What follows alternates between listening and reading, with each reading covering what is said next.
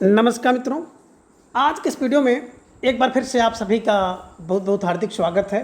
हम आशा करते हैं कि आप सभी स्वस्थ होंगे, मस्त होंगे और पूरी तरह से अपनी तैयारी में व्यस्त होंगे। तो मित्रों, आज के इस वीडियो में हम हिंदी साहित्य के अंतर्गत कुछ महत्वपूर्ण और संभावित प्रश्नों को व्याख्यात्मक तरीके से हल करेंगे और उसके साथ ही ट्रिक की सहायता से याद करने का भी प्रयास करेंगे।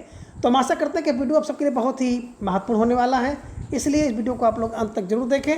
चैनल पर नए हैं तो चैनल को सब्सक्राइब कर लें और उसके साथ ही अगर आपको थोड़ा सा भी उचित लगे तो इस वीडियो को लाइक करें और इसे अपने जो परिचित लोग हैं उनके पास भी शेयर करें। और इसके पूर्व की वीडियो में हम लोगों ने कुल 300 प्रश्नों को देखा था, तो आज के इस वीडियो में उसके आगे के प्रश्नों को हम लोग जानेंगे। तो जैसा कि स्क्रीन पर आप देख पा रहे हैं, प्रश्न संख्या 301 है कि हिंदी के काव्य भाषा परक समीक्षक का नाम है। 1 डॉक्टर रघुवंश, 2 विजयदेव शाही, 3 नेमचंद्र जैन या फिर 4 राम स्वरूप चतुर्वेदी। तो ढेर सारे भाई बहनों ने जवाब भी दे दिया। अक्सर विकल्प 4 को लॉक किया जाए। विकल्प 4 Ram Swaroop Chaturvedi is right answer, है ना। बात करें हिंदी के काव्य भाषा परक समीक्षक का नाम है डॉक्टर राम स्वरूप चतुर्वेदी। ठीक है, चलिए प्रश्न संख्या 302 है कि संवेदनात्मक ज्ञान और ज्ञानात्मक संवेदन शुद्ध के प्रयोक्ता हैं। 1 रमेश कुंतल में, 2 विजयदेव नारायण शाही, 3 मुक्तिबोध, 4 मनोहर श्याम जोशी। तो ढेर सारे भाई बहनों ने जवाब भी दे दिया। अक्सर विकल्प 3 को लॉक किया जाए। विकल्प 3 मुक्तबोध इज राइट आंसर, है ना। देखिए, संवेदनात्मक ज्ञान और ज्ञानात्मक संवेदन से मुक्ति होनी चाहिए। मुक्ति के लिए मुक्तिबोध होना चाहिए। विकल्प 3 ध्यान में रख लीजिएगा, है ना। संवेदनात्मक ज्ञान और ज्ञानात्मक संवेदन से मुक्ति फॉर मुक्तिबोध को ध्यान में रखिएगा, स्टार लगाकर इसे नोट कर लीजिएगा। ठीक है, चलिए प्रश्न संख्या 303 है कि हिंदी में तुलनात्मक आलोचना का आरंभ कब होता है। 1 है 1907, 2 1910, 3 1900 और 4 है 1885। तो आपको जवाब देना है। सबसे पहले तो आप दीजिए कि हिंदी में तुलनात्मक आलोचना का आरंभ किसने किया था। तो पदम सिंह शर्मा, ध्यान में रख लीजिएगा। और कब किया गया, तो अब आपको जवाब देना है कब किया गया। ढेर सारे भाई बहनों ने जवाब दे दिया कि सर विकल्प 1 को लॉक किया जाए। विकल्प 1 1907 इज राइट आंसर। ठीक है, तो हिंदी में तुलनात्मक आलोचना का प्रारंभ किसने किया? पदम सिंह शर्मा ने किया। कब किया? 1907 में किया। और मैंने आपको बताया था कि आजकल देखेंगे ना, 2-4 जो क्षेत्र मोहल्ले या सोसाइटी की महिलाएं हैं, जब आपस में बैठती हैं तो तुलना क्या करती हैं? पद से तुलना करती हैं कि आपके हस्बैंड किस पद पर हैं और आपके हस्बैंड किस पद पर हैं। तो तुलनात्मक जो आलोचना होती है वो पद से होती है, और पद को मैंने बताया था, पद फॉर पदम सिंह शर्मा को ध्यान में रख लीजिएगा। ठीक है, चलिए प्रश्न संख्या 304 है कि किसने देव और बिहारी ग्रंथ लिख करके देव को बिहारी से बड़ा कवि बताया। 1 लाला भगवान दीन, 2 पदम सिंह शर्मा, 3 कृष्ण बिहारी मिश्र या फिर 4 मिश्र बंधु। तो ढेर सारे भाई बहनों ने जवाब भी बड़े तेजी के साथ दिया। अक्सर विकल्प 3 को लॉक किया जाए। विकल्प 3 कृष्ण बिहारी मिश्र इज राइट आंसर, है ना। देखिए, देव है ना, तो देव कृष्ण है, कृष्ण को हम लोग देव मानते हैं। तो देव बिहारी कृष्ण बिहारी मिश्र ने देव बिहारी नामक ग्रंथ की रचना की है, जिसमें देव को जो है बिहारी से बड़ा बताया है। ठीक है, चलिए प्रश्न संख्या 305 है अज्ञेय वागार्थ का वैभव किसकी कृति है। 1 डॉक्टर देवराज, 2 रमेश चंद्र शाह, 3 नामवर सिंह, 4 अमृत राय। तो अज्ञेय वागार्थ का वैभव किसकी कृति है, किसकी रचना है, आपको जवाब देना है। बड़ा प्यारा सा प्रश्न आपके स्क्रीन पर है और ढेर सारे भाई बहनों का जवाब उतना ही अच्छा आ गया। सर विकल्प 2 को लॉक किया जाए। विकल्प 2 Ramesh Chandra Shah is right answer, है ना। क्या है कि जो वागार्थ का वैभव किसका होता है? जो शाह टाइप का व्यक्ति होता है उसी का वैभव होता है, ध्यान में रख लीजिएगा। आगे वागार्थ का वैभव जो है रमेश चंद्र शाह की रचना है। ठीक है, चलिए अब प्रश्न संख्या 306 सुमित्रानंद पंत किसकी आलोच्य कृति है। 1 नंदुलारे वाजपेयी, 2 नामवर सिंह, 3 डॉक्टर नागेंद्र या 4 रांगे राघव। तो ढेर सारे भाई बहनों का जवाब आ गया कि Nandan Pant doctor Nagendra is right answer. Nandan Pant doctor Nagendra ध्यान में रख लीजिएगा। ठीक है, चलिए प्रश्न संख्या 307 है कवि सुमित्रानंदन पंत किस आलोचक की रचना है। अब देखिए, यहाँ पे सुमित्रानंदन पंत था, अब आ गया कवि सुमित्रानंदन पंत किस आलोचक की रचना है। 1 डॉक्टर नागेंद्र, 2 शिवदान सिंह चौहान, 3 प्रकाश चंद्र गुप्त, 4 नंदुलारे वाजपेयी। तो प्रश्न संख्या 307 का जवाब आ गया। अक्सर विकल्प 4 को लॉक किया जाए। नंद दुलारे वाजपेयी इज राइट आंसर। ठीक है, चलिए प्रश्न संख्या 308 है कि प्रगतिवाद आलोचना के मान किसकी कृति है। अब प्रगतिवाद आलोचना के मान नामक कृति किसकी है। 1 राजेंद्र यादव, 2 देवी शंकर अवस्थी, 3 शिवदान सिंह चौहान और 4 मैनेजर पांडे। तो ढेर सारे भाई बहनों ने जवाब भी यहाँ पे दे दिया कि विकल्प 3 को लॉक किया जाए। विकल्प 3 Shivdan Singh Chauhan is right answer, है ना। प्रगतिवाद आलोचना का मान शिवदान, प्रगतिवाद आलोचना का मान शिवदान है। देखिए प्रगतिवाद जब होती है ना तो लोग शिव को दान करते हैं, ऐसे ध्यान में बैठा लीजिएगा कि जब प्रगतिवाद की आलोचना का मान होता है तो लोग शिव को दान करते हैं। ठीक है, चलिए प्रश्न संख्या 309 है कि हरिवंश राय बच्चन की आत्मकथा कितने भागों में प्रकाशित है? 1, 5, 2, 4, 3, 3, 4, 2। तो अब आपको जवाब देना है कि जैसे कि हरिवंश राय बच्चन जी की जो आत्मकथा कितनी भागों में है। तो ढेर सारे भाई बहनों ने जवाब दे दिया कि विकल्प 2 को लॉक किया जाए, 4 भागों में है ना। करो निर्माण 2 सोपान, करो माने क्या भूलूं क्या याद करो, निर्माण से बिल्कुल नीट का निर्माण, फिर है ना, बसेरे से दूर और 10 द्वार से सोपान तक, ये 4 भाग हैं। बात करें पहला भाग 1969 में, दूसरा 70 में, तीसरा 78 में, चौथा 85 में, है ना। तो 69, 70, 78 और 85, 69, 70, 78, 85 ध्यान में रख लीजिएगा। ठीक है, चलिए प्रश्न संख्या 310 है क्या भूलूं क्या याद करूं आत्मकथा के लेखक हैं? 1 यशपाल, 2 हरिवंश राय बच्चन, 3 जवाहरलाल नेहरू और 4 हैं हरिभाऊ उपाध्याय। तो क्या भूलूं क्या याद करूं भी आपने देखा है, करो निर्माण 2 सोपान। विकल्प 2 हरिवंश राय बच्चन जी की ये जीवनी है और पहला भाग है ना, क्या भूलूं क्या याद करूं 1969। उल्टी सीधी 69 चीज़ें हैं तो उसमें क्या भूलूं क्या याद करूं। ठीक है, प्रश्न संख्या 311 की रसीदी टिकट किसकी रचना है? ये लीजिए प्यारी सी रचना, है ना। 1 अमृता प्रीतम, 2 मंजुल भगत, 3 मृणाल पांडे, 4 परमिंदर सिंह। तो आप सबका जवाब उतना ही बेहतरीन आ गया कि सर रसीदी टिकट जो होता है ना अपने प्रीतम को दिया जाता है। अपने प्रीतम का मतलब हो गया अमृता प्रीतम को ध्यान में रख लीजिएगा, रसीदी टिकट लिखी गई रचना। ठीक है, प्रश्न संख्या 312 कि राहुल सांकृत्यायन की आत्मकथा का नाम है? 1 कह रहे हैं कि मेरा जीवन प्रवाह है, 2 मेरी आत्मकहानी है, 3 मेरी जीवन यात्रा है, 4 मेरी अपनी कहानी है। तो अब राहुल सांकृत्यायन जी को आप लोग जान रहे हैं, घुमक्कड़ शास्त्र और यात्रा बहुत किए हैं।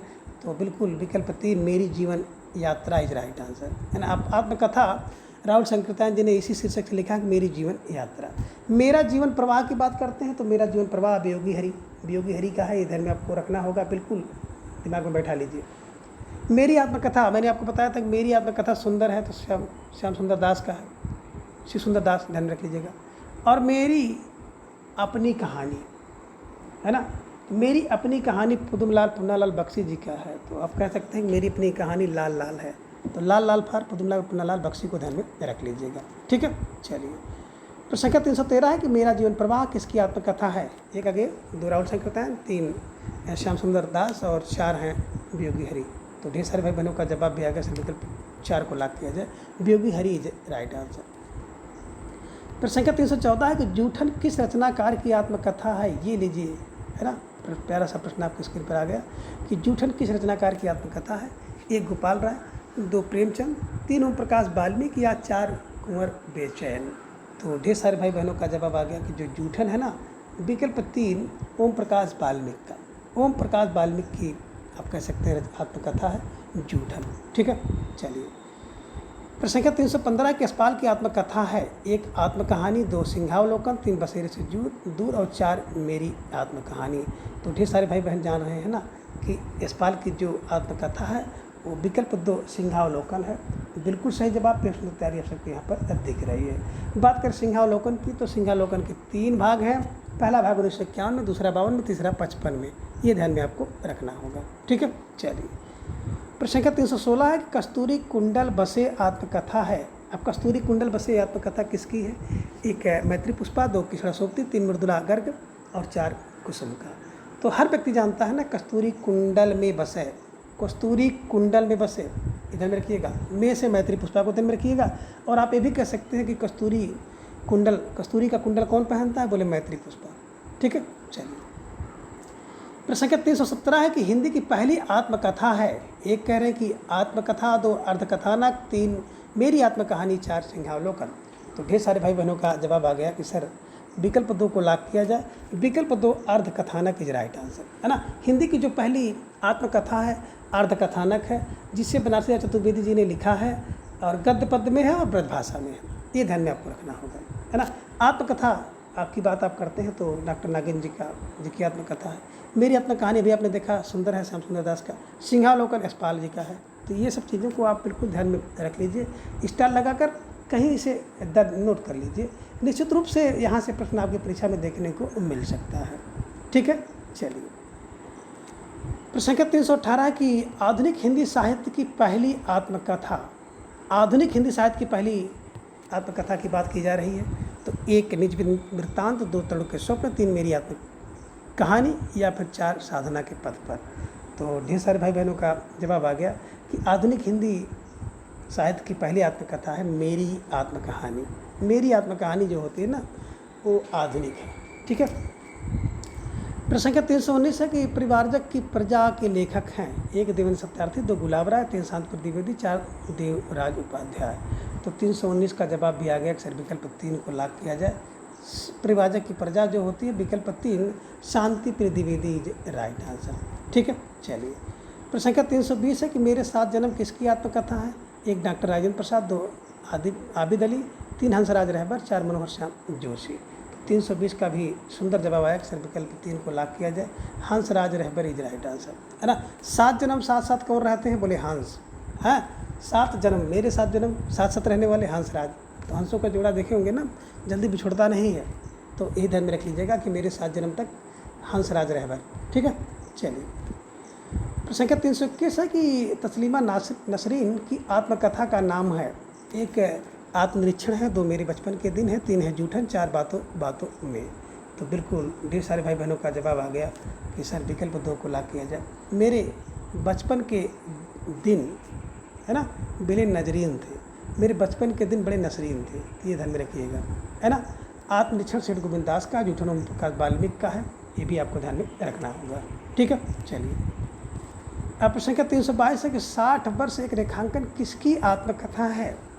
1 सुभाष चंद्र बोस, 2 सत्यदेव परिवारजक, 3 सुमित्रा नंदन पंत या 4 हैं रामविलास शर्मा। तो प्रश्न संख्या 322 का जवाब बड़े तेजी के साथ आ गया। फिर विकल्प 3 को लॉक किया जाए।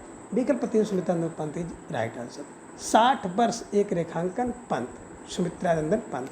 ठीक है, प्रश्न संख्या 323 है कि समय है, सहचर है समय किसकी आत्मकथा है। ये लीजिए, है ना।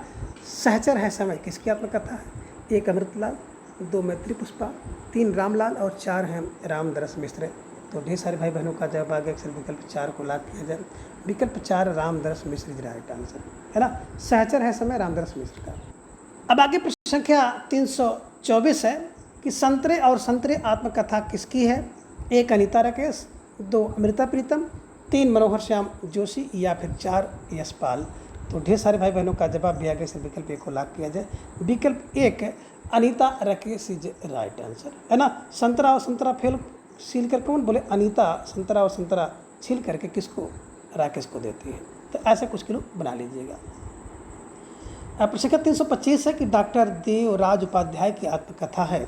1 अपनी कहानी, 2 यौवन के द्वार पर, 3 आत्मपरिचय या 4 है आत्मनिरीक्षण। तो प्रश्न संख्या 325 का जवाब धीरे धीरे आ गया कि सर डॉक्टर देवराज उपाध्याय की बात करें ना तो विकल्प 2 यौवन के द्वार पर, है ना। यौवन के द्वार पर डॉक्टर देवराज उपाध्याय की आत्मकथा यौवन के द्वार पर। ठीक है, चलिए प्रश्न संख्या 326 है कि घर की बात के लेखक हैं। 1 डॉक्टर रामविलास शर्मा, 2 हंसराज रहबर, 3 रेणु, 4 अगेय। तो घर की बात जो होती है ना, विकल्प 1 doctor Ramvilas Sharma is right answer, है ना। देखिए जो घर की बात होती है वो विलास करने के लिए होती है। तो विलास फार डॉक्टर रामविलास शर्मा को ध्यान में रख लीजिएगा। ठीक है, चलिए प्रश्न संख्या 327 है कि लखनऊ मेरा लखनऊ के लेखक हैं। 1 चतुर्सेन शास्त्री, 2 वियोगी हरि, 3 डॉक्टर नागेंद्र, 4 मनोहर श्याम जोशी। तो ढेर सारे भाई बहनों ने जवाब भी दे दिया। विकल्प 4 को लॉक किया जाए। विकल्प 4 Manohar Shyam Joshi is right answer, है ना। लखनऊ मेरा लखनऊ क्या है, मनोहर है। लखनऊ में जब जाओगे तो देखोगे कि बहुत मनोहर दिखाई देगा। तो लखनऊ मेरा लखनऊ मनोहर है। मनोहर फार मनोहर श्याम जोशी को ध्यान में रख लीजिएगा। प्रश्न संख्या 328 है कि मेरे जीवन में गांधी जी के लेखक हैं। 1 सुशीला नायर, 2 घनश्याम दास बिडला, 3 रामकुमार वर्मा और 4 है रामदरस मिश्र। तो प्रश्न संख्या 328 का जवाब भी आ गया कि मेरे जीवन में गांधी जो होते हैं ना बिडले हैं, बिडले हैं। मेरे जीवन में गांधी बहुत बिडले हैं। तो बिडले फार बिडला को ध्यान में रख लीजिएगा। और घनश्याम दास बिड़ला समझ करके इसको बिल्कुल सही कर लीजिएगा। ठीक है, चलिए। प्रश्न संख्या 329 है कि मुक्ति बोध की आत्मकथा के लेखक हैं। एक है विष्णुचंद्र शर्मा, 2 अमृत राय, 3 जगदीश माथुर, 4 हैं शांति जोशी। तो ढेर सारे भाई बहनों का जवाब आ गया कि मुक्ति का बोध तो विष्णु ही दिला सकते हैं। विष्णु ही दिला सकते हैं, मतलब विष्णुचंद्र शर्मा को ध्यान में रख लीजिएगा। ठीक है, चलिए। प्रश्न संख्या 330 है कि आवारा मसीहा के लेखक हैं। अब आवारा मसीहा के लेखक कौन है? 1 मदन गोपाल, 2 विष्णु प्रभाकर, 3 डॉक्टर रघुवंश, 4 अज्ञेय। तो आवारा मसीहा के जो लेखक हैं, विकल्प 2 Vishnu Prabhakar is right answer. प्रश्न संख्या 3 है कि प्रश्न संख्या 331 है कि कलम का सिपाही के लेखक हैं। 1 श्रीकांत वर्मा, 2 मदन गोपाल, 3 विष्णुचंद्र शर्मा, 4 अमृत राय। तो ढेर सारे भाई बहनों का जवाब आगे सर विकल्प 4 को लॉक किया जाए। विकल्प 4 अमृत राय इज राइट आंसर। कलम का सिपाही जो होता है ना, वो अमृत होता है, अमृत का राय होता है। ठीक है। प्रश्न संख्या 332 है कि आवारा मसीहा किसकी जीवनी है? ये लीजिए, प्यारा सा प्रश्न आ गया आपके स्क्रीन पर कि आवारा मसीहा किसकी जीवनी है। 1 शरतचंद, 2 प्रेमचंद, 3 रेणु, 4 अज्ञेय। तो ढेर सारे भाई बहनों ने जवाब भी दे दिया। विकल्प ए को लॉक किया जाए। विकल्प ए शरतचंद इज राइट आंसर। आवारा मसीहा की बात करते हैं तो आवारा मसीहा के लेखक हैं विष्णु प्रभाकर। जीवनी है किसकी है? शरतचंद की है। तो ये ध्यान में रखे रहिएगा, जो परीक्षा में प्रश्न है वो किसी भी रूप में आपके सामने देखने को मिल सकता है। ठीक है, चलिए। प्रश्न संख्या 333 है कि मनीषी की लोक यात्रा किसकी जीवनी है? 1 शांतिप्रिय द्विवेदी, 2 कविराज गोपीनाथ, 3 शरतचंद, 4 स्वामी दयानंद सरस्वती। तो मनीषी की जो लोक यात्रा होती है ना, उसको सब नहीं जान सकते बल्कि कविराज ही जान सकते हैं।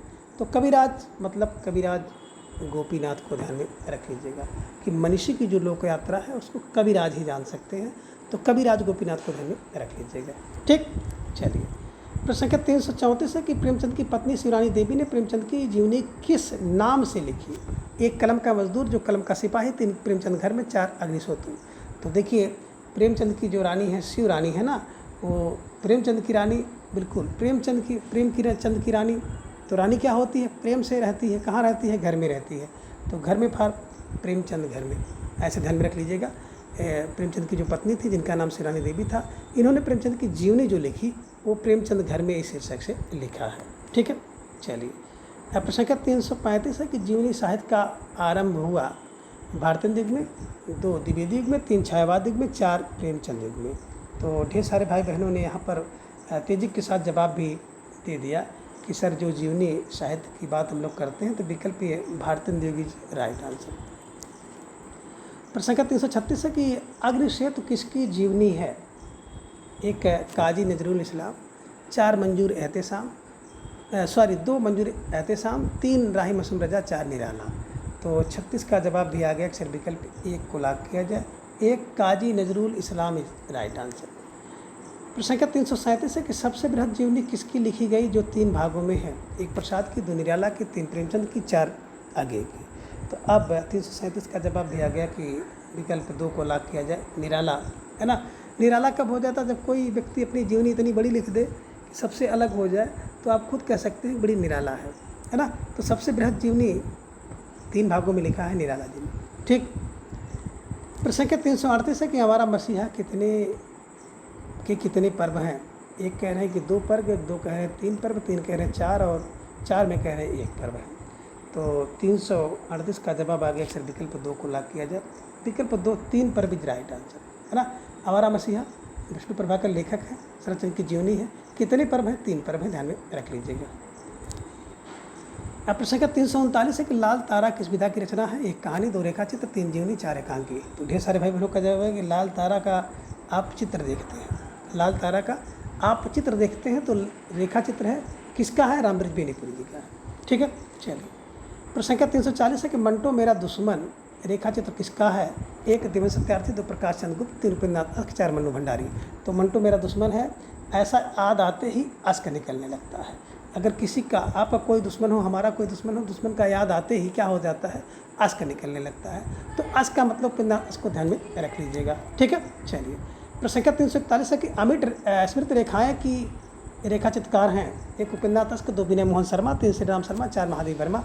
तो अस्मित की रेखाएँ जो है वर्मा, देवी। अस्मित की रेखाओं में कौन है? देवी हैं। अस्मित की रेखाओं में देवी, देवी पर महादेव वर्मा को ध्यान में रख लीजिएगा।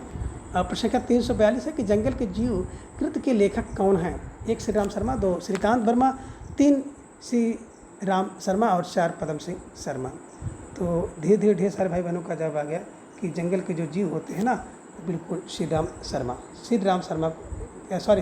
यहाँ पर है, विकल्प 3 में। तो श्री राम शर्मा ध्यान में रख लीजिएगा, जंगल के जीव Shri Ram Sharma is right answer. अब प्रश्न संख्या 343 है कि लाल तारा के रचनाकार हैं। अब लाल तारा तो 1 कह रहे रामवेश बोनीपुरी, 2 पदम सिंह शर्मा, 3 महादेव वर्मा, 4 कन्हैयालाल मिश्र प्रभाकर। तो लाल तारा बिल्कुल वृक्ष से दिखाई देता है। तो वृक्ष फार रामवेश बोनीपुरी जी को ध्यान में रख लीजिएगा, स्टार लगाकर इसे अपनी नोटबुक में दर्ज कर लीजिएगा। अब प्रश्न संख्या 344 है कि हिंदी में रेखाचित्र के प्रथम रचयिता पंडित पदम सिंह शर्मा की रचना का नाम। 1 रेखाचित्र, 2 पदम पराग, 3 रेखाएं और रंग, 4 सेतु बंध। तो पदम पराग पदम सिंह शर्मा द्वारा लिखा गया हिंदी का पहला बिल्कुल रेखाचित्र है। ठीक है, ये ध्यान में रखिएगा, पास है पदम सिंह, पदम पराग। ठीक। प्रश्न संख्या 345 एक माटी की मूर्ति की विधा है। 1 रेखाचित्र, 2 कहानी, 3 संस्मरण, 4 उपन्यास। तो माटी की मूर्त जब बनती है ना, तो उसका एक आप कह सकते हैं कि चित्र बन जाता है। तो चित्रफार रेखाचित्र को ध्यान में रख लीजिएगा और इसको स्टार लगाकर एकदम बिल्कुल अपनी नोटबुक में दर्ज कर लीजिएगा। ठीक, चलिए। प्रश्न संख्या 346 एक पुरानी स्मृतियाँ संस्मरण के रचनाकार हैं। 1 डॉक्टर कर्ण सिंह, 2 शिवपूजन सहाय, 3 रामवेश बेनीपुरी, 4 प्रकाश चंद्र गुप्त। तो पुरानी स्मृतियाँ के जो लेखक हैं विकल्प 4 प्रकाश चंद्र गुप्त इज राइट आंसर, है ना। जब पुरानी स्मृतियाँ आती हैं तो बिल्कुल प्रकाश गुप्त हो जाता है। प्रश्न संख्या 347 है कि हम हसमत 2 की लेखिका हैं। 1 कह रहे हैं किसड़ा मैत्री पुष्पा, 2 शोभाकांत, 3 किसड़ा सोबती, 4 मनोहर श्याम जोशी। तो हम हसमत किसड़ा सोबती हम साथ साथ हैं, हसमत को हम साथ साथ कर लीजिएगा, किसड़ा सोबती इज राइट आंसर। विकल्प 3 को आप सही कर लीजिएगा। प्रश्न संख्या 348 है कि यात्रा वृत्तांत के लेखक एवं यायावर के रूप में जिनकी प्रसिद्धि है वो हैं। 1 यशपाल, 2 राहुल संकृतान, 3 अगे, 4 राय कृष्ण दास। तो यात्रा वृत्तांत के रूप में जो प्रसिद्ध हैं विकल्प 2 राहुल संकृतान इज राइट आंसर। प्रश्न संख्या 349 है घुमक्कड़ शास्त्र यात्रा वृत्त के लेखक। 1 डॉक्टर नागेंद्र, 2 अगे, 3 राहुल संकृतान, 4 शिव प्रसाद गुप्त। तो ढेर सारे भाई बहनों का जवाब आएगा घुमक्कड़ का शास्त्र जो है ना, विकल्प 3 राहुल संकृतान की रचना है, कृति है, ध्यान में रख लीजिएगा। और प्रश्न संख्या 350 है कि लोहे की दीवार के दोनों ओर किसकी कृति है। 1 राहुल संकृतान, 2 डॉक्टर नागेंद्र, 3 रामवेश बेनीपुरी, 4 यशपाल। बिल्कुल लोहे के दोनों ओर बोले यशपाल को ध्यान में रख लीजिएगा, यशपाल जी की रचना है। स्टार लगाकर इसे अपने नोटबुक में दर्ज कर लीजिएगा और हमेशा के लिए अपने स्मृति पटल पे छाप लीजिएगा। तो मित्रों, आज की इस वीडियो में बस इतना। अगले वीडियो में हम इसके अगले भाग को जानेंगे। तब तक के लिए आप सभी अपना बेहद ख्याल रखें, अपना अधिक से अधिक समय अपने अध्ययन पर लगाएं, अपना प्रेम स्नेह विश्वास इस तरह से चैनल पर बनाए रखें। धन्यवाद, नमस्कार, बाय बाय।